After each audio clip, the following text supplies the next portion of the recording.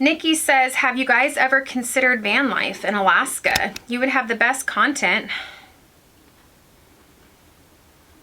Can you fit 2 boys, 2 adults, and 2 dogs and 2 cats in a van?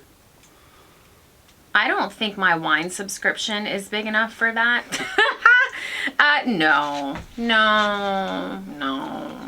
I don't think van life is for Tina and Joe. Maybe if it was just me and you. Maybe it was just me and you. Yeah, no.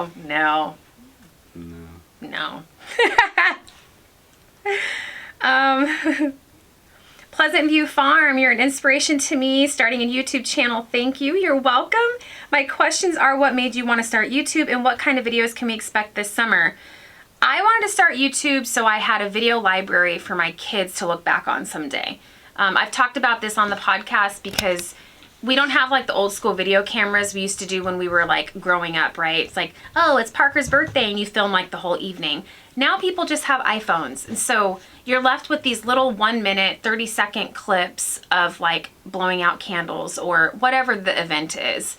And you don't get to sit down and watch home videos anymore like you used to back in the day. And I wanted an archive, like a video library of our life, because we were homesteading, we were doing all the things, milking a cow, growing a garden, and I just wanted to capture all those memories and that journey, and that's why we started the YouTube channel. It was just a hobby. I thought it would be fun. I had never filmed or edited or done any of that stuff before, and that's pretty much why we started it. But now it's kind of turned into something more. Now that we have as many subscribers as we do have, I never thought we would even get to this point. So, you know, we're taking it more serious now, being more on purpose with our content, more on purpose with our videos. Somehow our channel turned into more of a vlog of our life versus just like a DIY tutorial type video or channel, which is what we started out with. It was like how to make sauerkraut, how to build a chicken tractor, like DIY garden hoop house. Like a lot of our older videos were just tutorial how-to type videos. And then one year we did Vlogmas, which is where you do a video every day for the month of December, which we failed at because that was a lot. And I think we ended up doing like every other day. But even every other day, filming, editing, uploading, that's a lot of work. But I liked that kind of filming. I liked vlogging. I didn't like my shots to have to be so still and perfect and like, you know, me with makeup on. And I didn't like feeling like it was a production. I just wanted it to be real life. And I like filming like this. Do you like this better than the way we used to do it? Why can't my noises be in it if it's real life then? That's because they can't. They just can't, Joe. Yeah, so I just really like the vlogging lifestyle videos because they're more natural to me.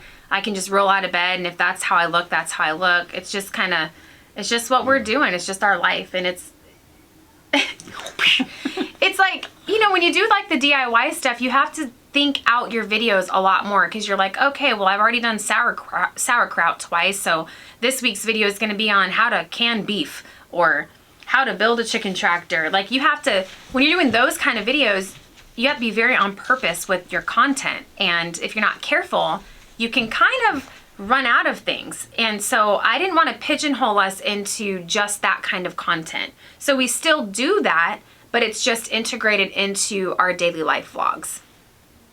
Oh, and she asked, what kind of videos can they expect from us this summer, Joe? You answer this one. I don't know, boating, fishing, maybe hunting. Building. Lots of building. Getting the chickens. Yeah. Maybe a treehouse build with the boys. They'd probably love that. Coming out to the remote cabin, barbecuing, fishing. Well, we need to do some stuff in here too. Yeah, this cabin needs some work. Lots of videos for the summer. I'm excited about that. How's Parker doing both in school and any friends yet, William says. Parker's doing great in school. He's in 5th grade. We're almost done with 5th grade, and he's super smart. He's just a smart kid. He blows my mind.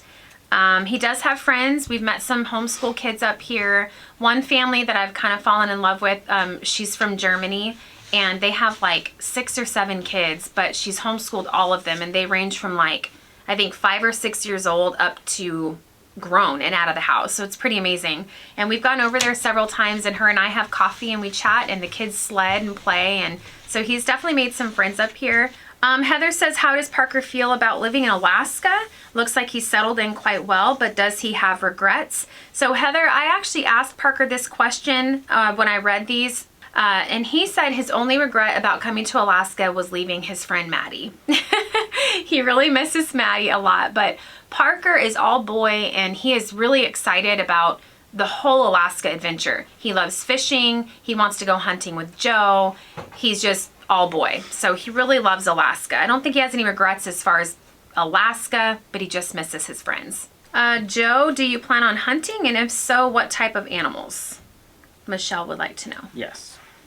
Do you want to elaborate, Joe? I don't know, just probably moose and birds and Definitely moose. fish. I don't really want to go bear hunting because I don't want to eat the bears. So. We love moose. We've had a couple friends up here give us some moose, some fresh moose meat, and it's amazing. It's not gamey.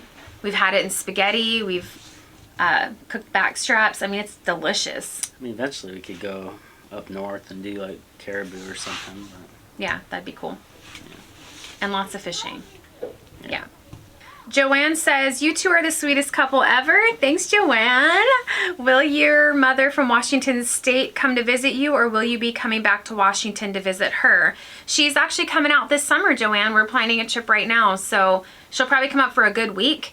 And man, my mom, she's the outdoorsy type of girl, you know what I'm saying? You guys met her on that video. So she's really excited about coming up here and fishing. We'll probably try to bring her out to the remote cabin. Livin' Life says that they've got 2 questions. First one's regarding a cross-country trip to Alaska. Looking back at your journey, is there anything that you would have done differently along the way or the overall trip? I don't really think so. probably would have packed the trailer a little different. Why? Just so I wouldn't sit in the sofa down on the front end of the trailer. Yeah, the truck looked like a stink bug, pretty much. If I could have moved all the heavier stuff maybe towards the center, it kind of would have sat the trailer more level. I might, well, I don't know. I was going to say I might have booked hotels along the way. But the one reason I didn't want to do that is because we didn't have a set number of hours every day we were going to drive. We just want to get up and drive as long as we want to drive and then stop when we're ready. But we did have a couple issues like in Kentucky and another state where when we were ready to pull in and get a hotel, we couldn't find any vacancies. They had like this huge Halloween event going on in Kentucky, and we had to drive an extra like 45 minutes that night to a different town to even get a hotel. And after you've driven all day and you're exhausted, I mean, that was just horrible. We didn't get in until like 2:30 in the morning by the time we got into that hotel. So, you know, if you're more of like a planner and you're like, okay, I know I want to drive 8 hours every day, maybe pick your cities, your route on a map, and then book your hotels ahead of time, because you will run into problems sometimes and have no vacancies and you have to keep driving until you find somewhere to stay. I think that's pretty much it though. I mean, we really planned the trip out. We've moved a lot in our life with the military, so we kind of knew how to plan and what to do and what not to do. The whole going through Canada, that was really out of our control. We had no choice but to go through Canada. And we did everything we could do there too. We called ahead multiple times to the border agents to make sure we met all the requirements, following all the rules. And then we still had issues, but... I mean, good thing we didn't wait till this summer to try and get the Whittier ferry. Yeah. And that's the other thing. The Alaska ferry doesn't always go through the Gulf of Alaska. And in fact, that's a question too. One of you asked, why did you go through Canada just to get back into Alaska? If you look at a map, you can only get to Alaska by flying, driving on a boat, or going through Canada. Obviously, we couldn't fly because we had all of our household goods with us. We couldn't take the ferry all the way from Washington to Alaska, to like Whittier, Alaska, because the ferry wasn't traveling through the Gulf of Alaska in the wintertime.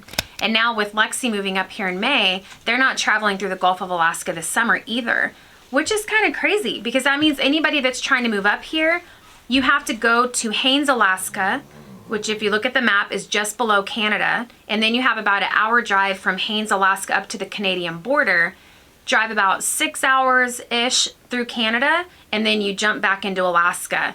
But we did that because that was our only choice. The ferry did not go through the Gulf of Alaska when we came here. So the closest we could get was Haines. And if you look at the map, it doesn't put you back into the main part of Alaska. You have to go through Canada. So it was a pretty big blow because we had to make sure our passports were updated, like all these extra things we had to do to get through Canada that we weren't gonna have to do if the ferry went all the way through to Whittier, Alaska, which is what they said they were gonna do. And then last minute they changed it. It's the little thing says, since moving to Alaska, what has been your biggest challenge so far?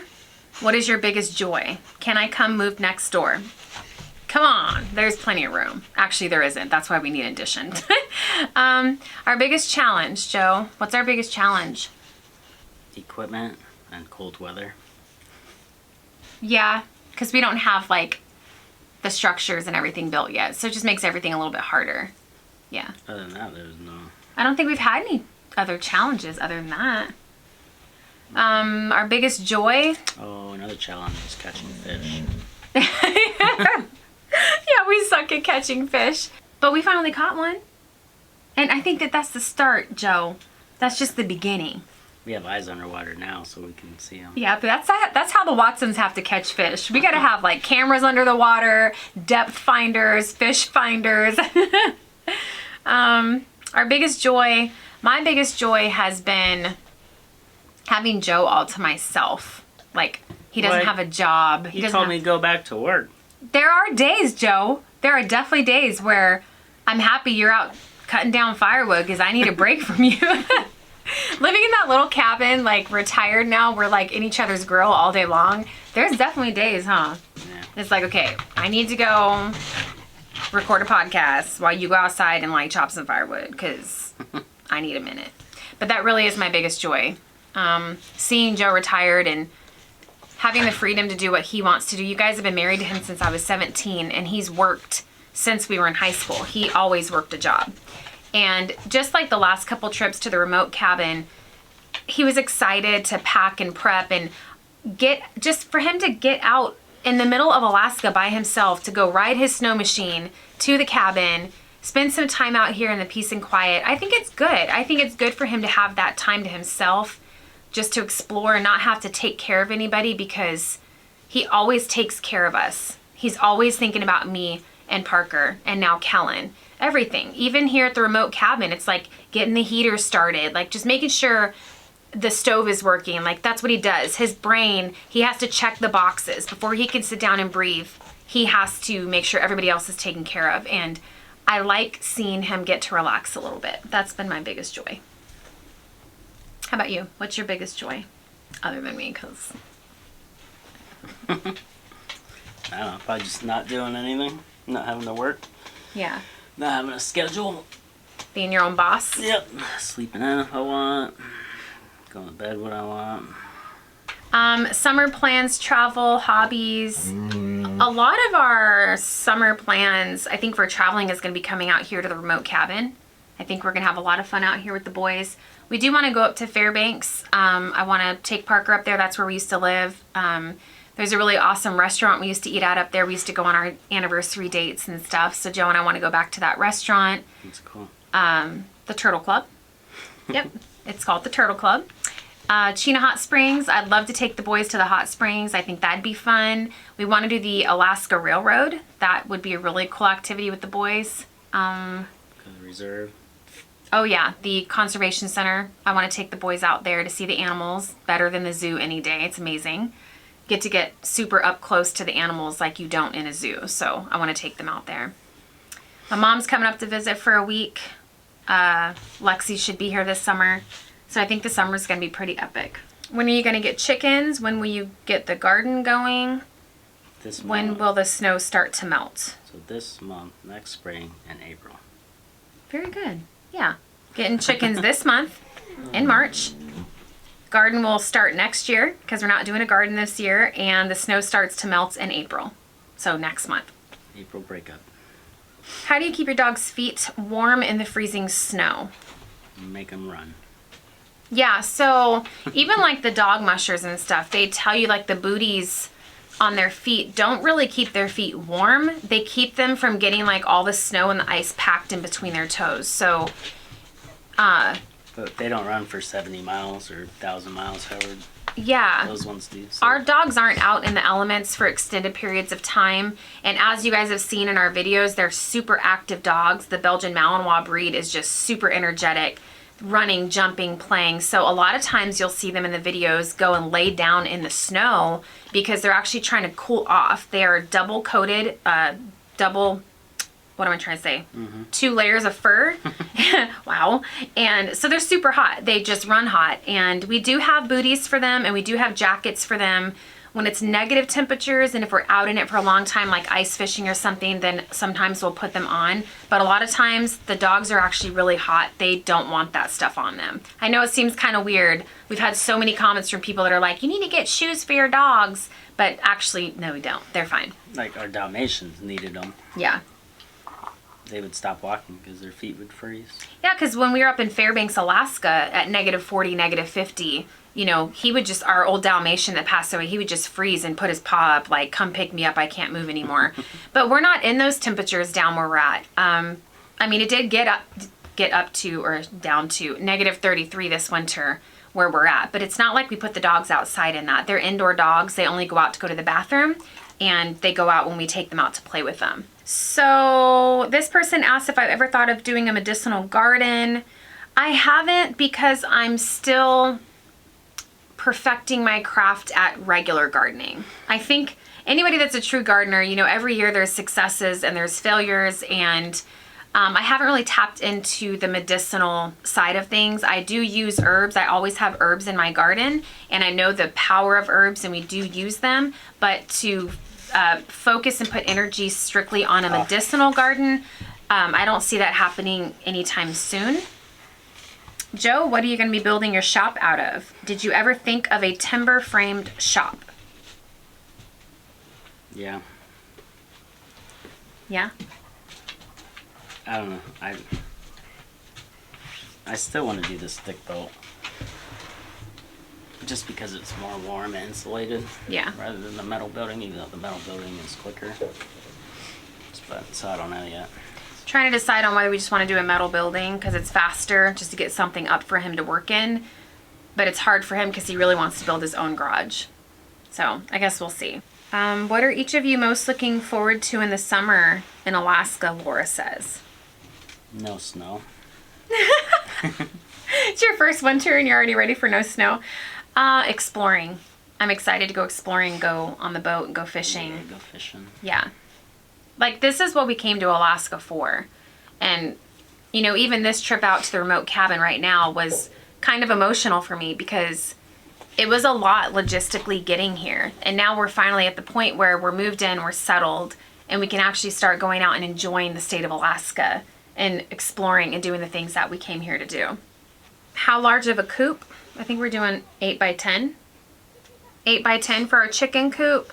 Will you order wood along with clearing dead? I think that's been the challenge, keeping up arriving late in season.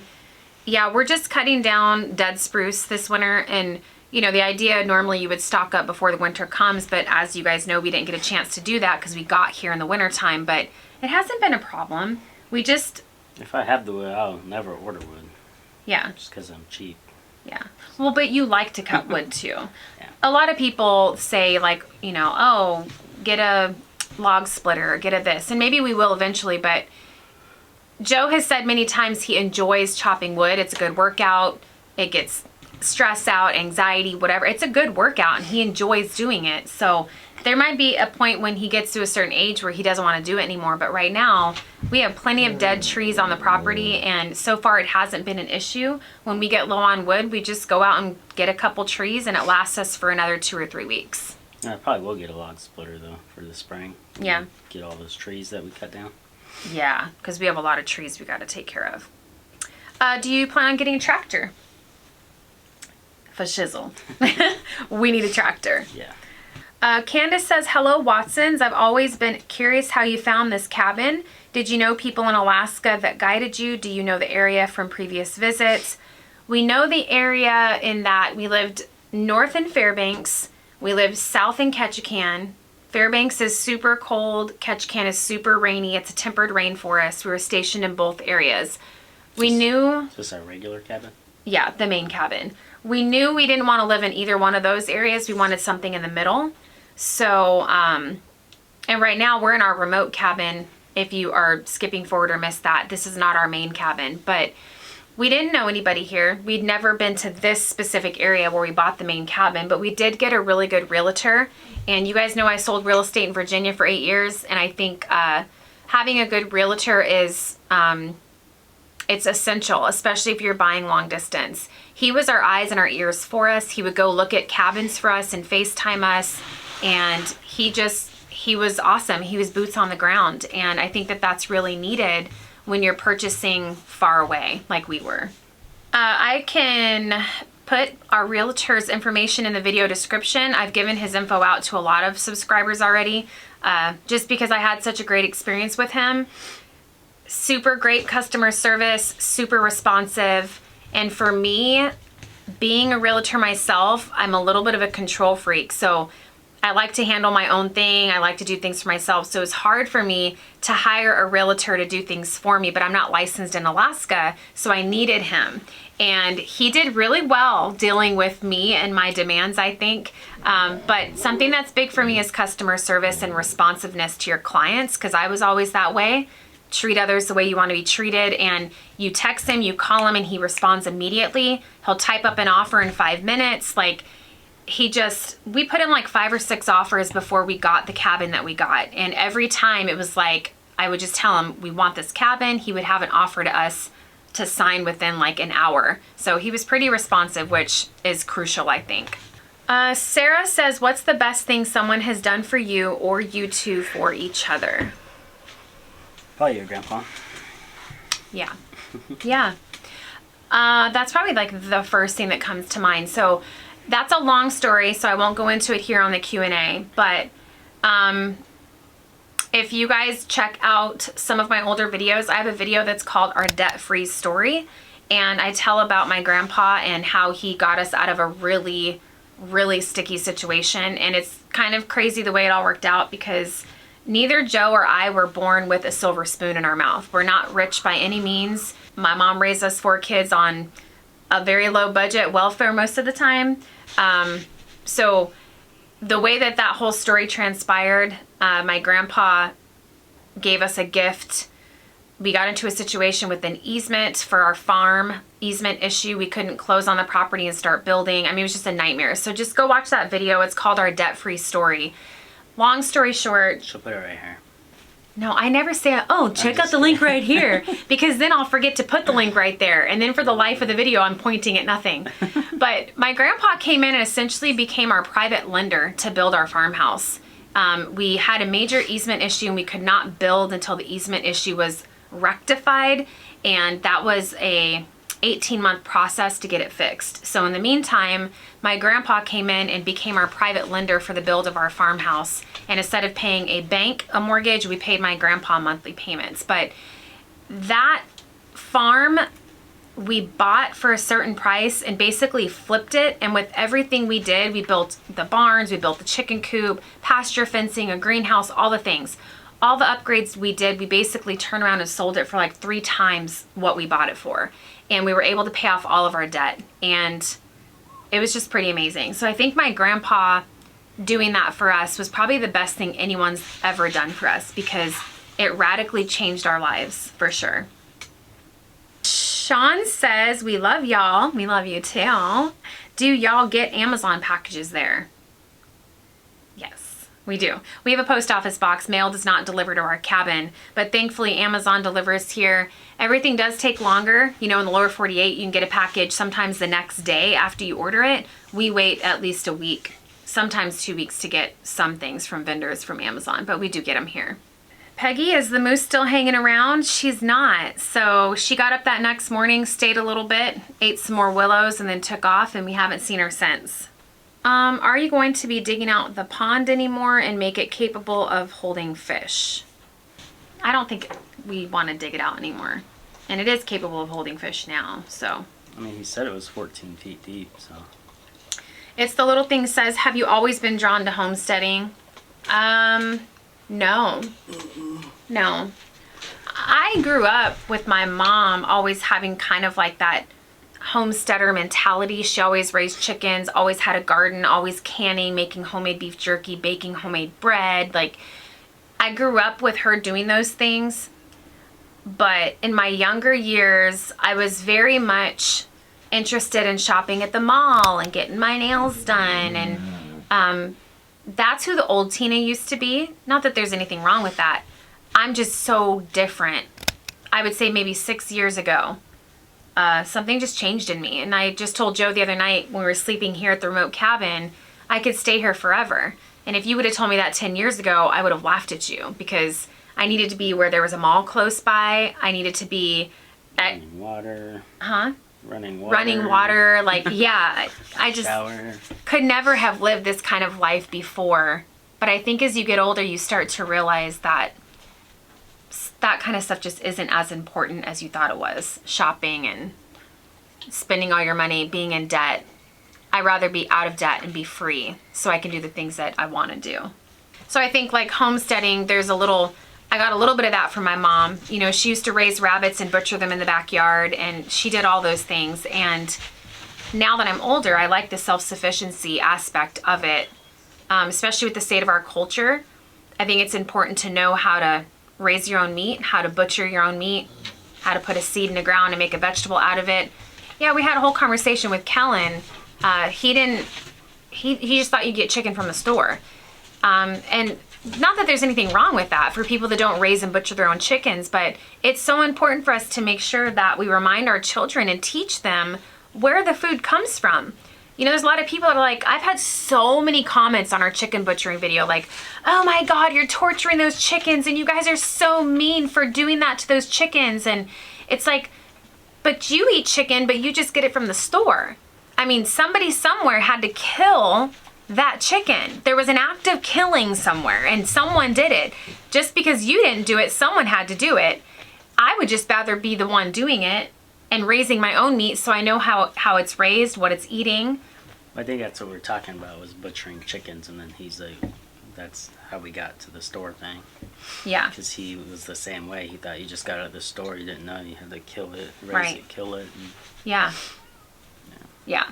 So I think that's super important. Susanna says, I could totally do remote living, but my husband is an extrovert. So do you think it would be possible for us? So Susanna, I used to be an extrovert, and I think possibly, but you guys would have to be intentional on getting him plugged in, finding friends, making friends, and just, you know, if you're remote, you're going to be traveling. You know, we're an hour from the nearest town. So to go and have barbecues or go have Thanksgiving with someone, like to have those kinds of get-togethers, you have to drive to get there. And so you have to kind of decide, is that something you want to do? Do you want to live far out where you constantly have to travel to be near people? That might be hard for your husband, because it would have been hard for me 10 years ago. I needed people 10 years ago. I don't need people now. Possibly you could make it work, but just know that you would have to get there. Because if you're remote, you typically don't have neighbors or have anybody around you. Shane says, just wanted to say hi and ask you, how many acres did you get with your home? So we have 15 acres at the main cabin, and then we also got 15 acres here at the remote cabin. Ansi, I think that's how you say it. Have you thought of visiting South Africa?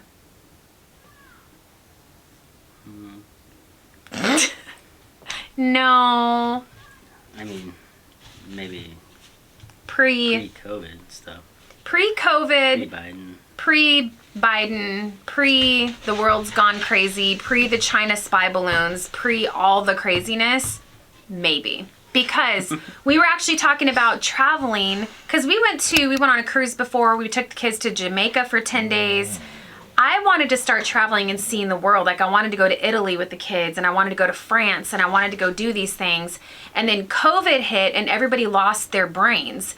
And I've seen so many stories of people getting stuck in other countries, like when COVID first hit and not being able to get out because they didn't have the you-know-what, or like the COVID restrictions, and then Borders were shut down. all the borders were shut down. And then you have the headlines recently about the people being murdered in Mexico. Like, I just saw a headline not too long ago where our government was telling people to get out of Russia ASAP because you might get stuck over there with the stuff going on between Russia and Ukraine.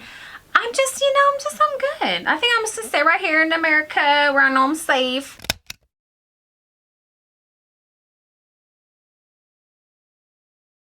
And it's nothing against South Africa.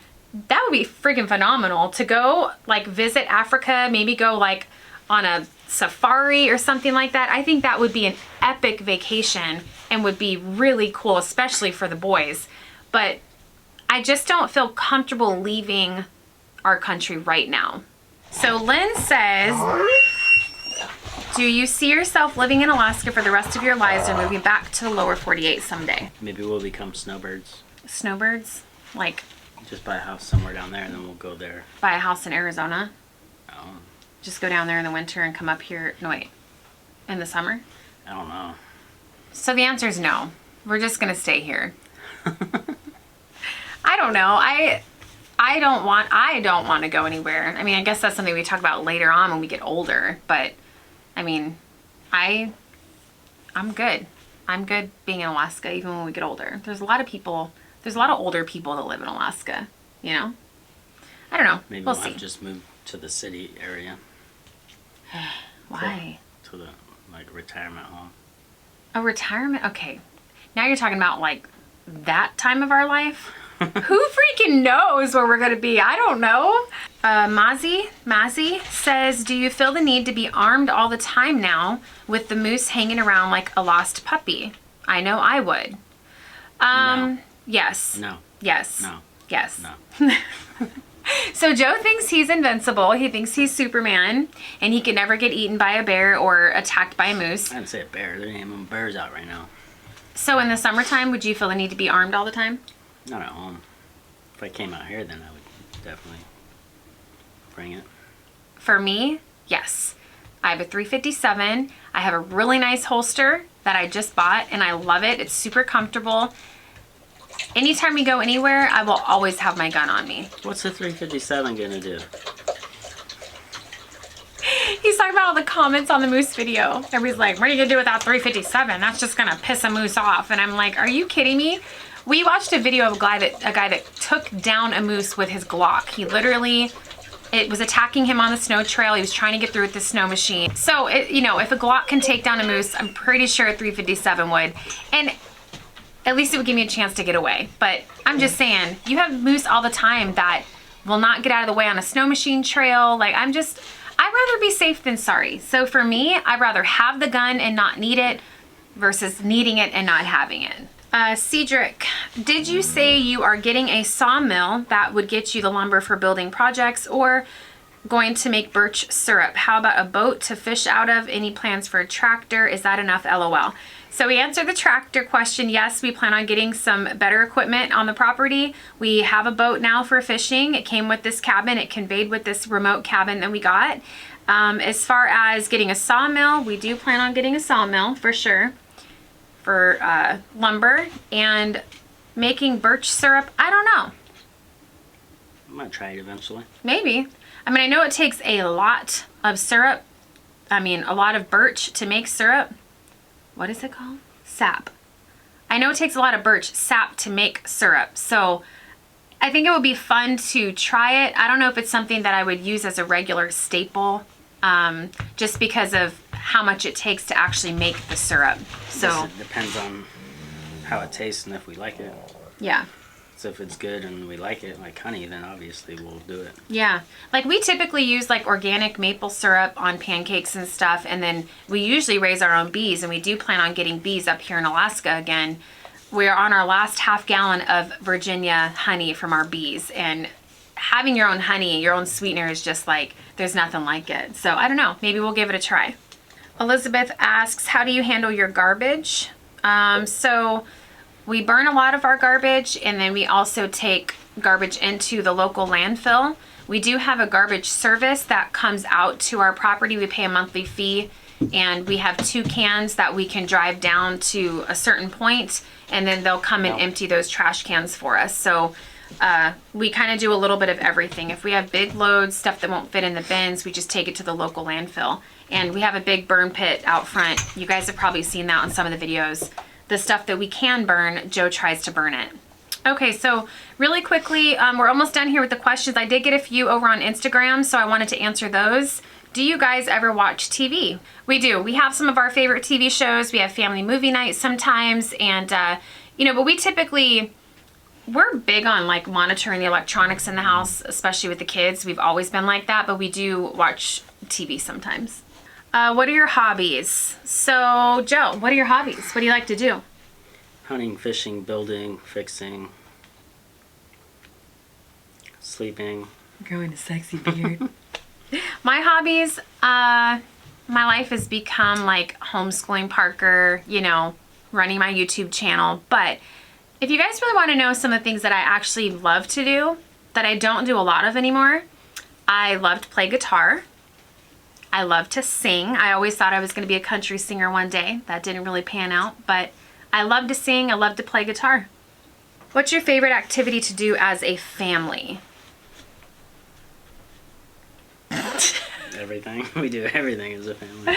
We do everything as a family, for sure. We are very adventurous type people.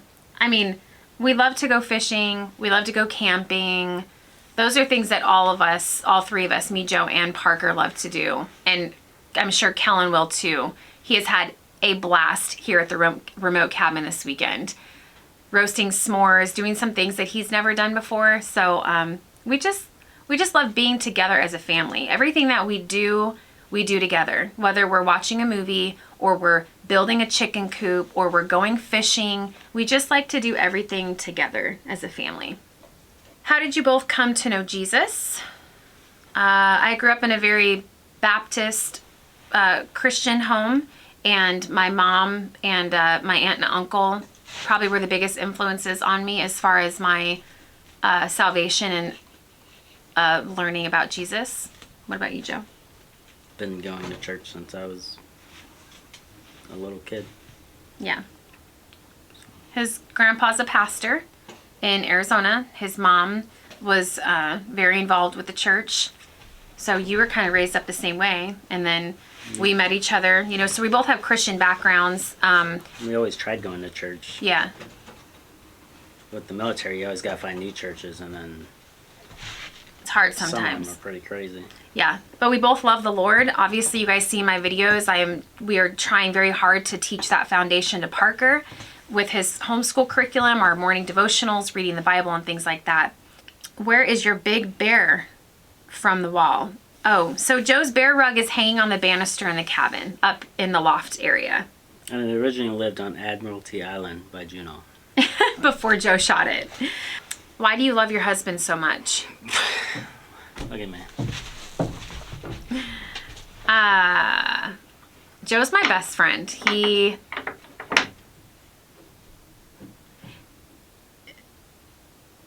I feel like he rescued me from the life that I had before him. It just kind of worked. I was 15 when I met him. He was 17. And he's strong and smart, takes care of me. And I never had a dad growing up. So to have a husband that takes care of his family the way that Joe does means a lot to me. So I love everything about you, Joe. Do you guys miss going to breakfast or coffee with your friends, Tina? No. I don't think we've ever been to breakfast or coffee with our friends. I don't think I've ever been to breakfast or coffee. No. I had some girlfriends in Virginia that I would meet up with for coffee. But my circle was very small, and I keep a small circle. So it may seem kind of weird to some people, but Joe's my friend. And it's not to say we don't have friends outside of our marriage. It's just our main focus has always been like our family. And so I wouldn't say that I miss it because it was kind of a rare thing for me to go and have coffee with girlfriends.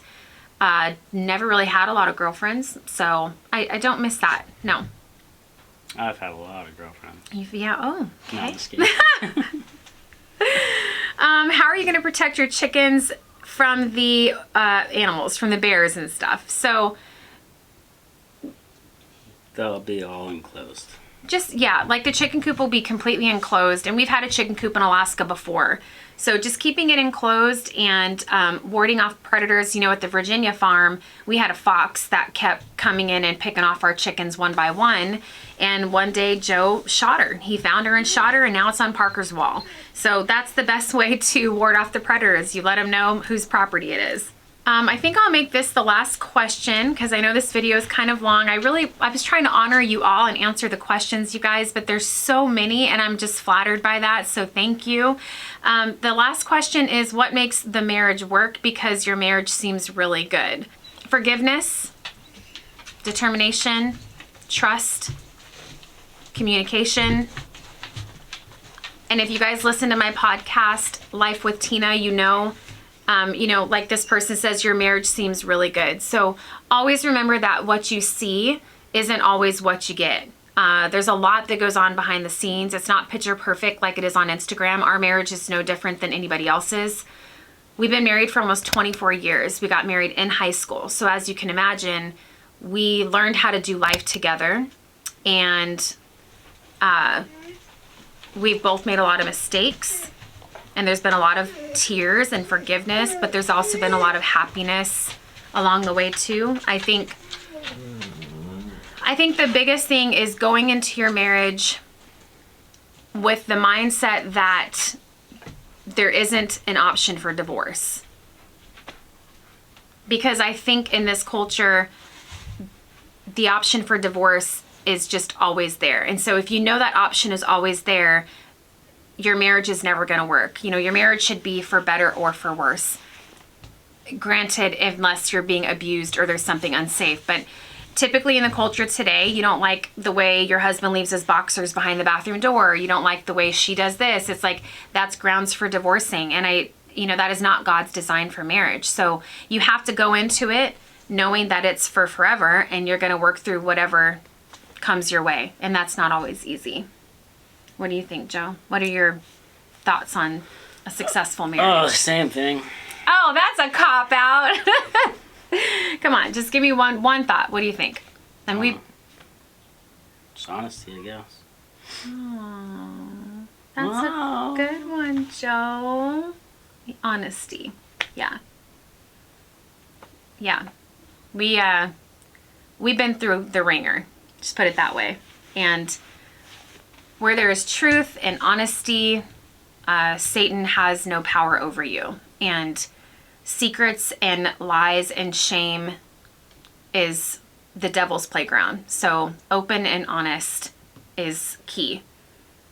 Keeping your marriage sacred, keeping it tight-knit, keeping the bad people out, bad influences, like all the things. And I think that comes with time, but yeah, in a roundabout way. I think so. So hopefully we'll make it to 90, Joe. Hopefully we'll be sitting on our rocking chairs one day. I know. Right here on this little remote cabin, you know what I'm saying? Sitting out there. When kids move out, we'll move out here. Great. You know? You think we're going to move out here?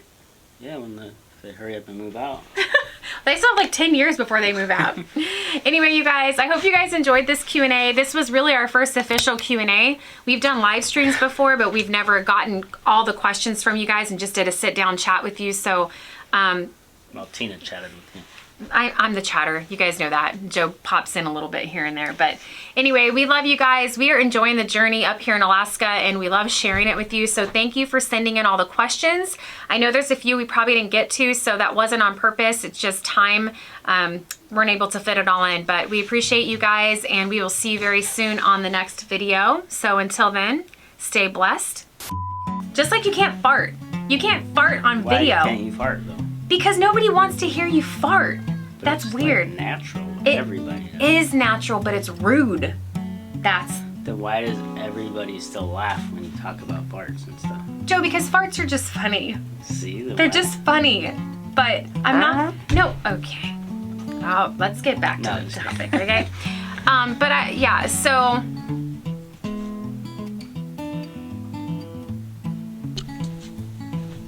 Really? What? Is that what we're gonna do?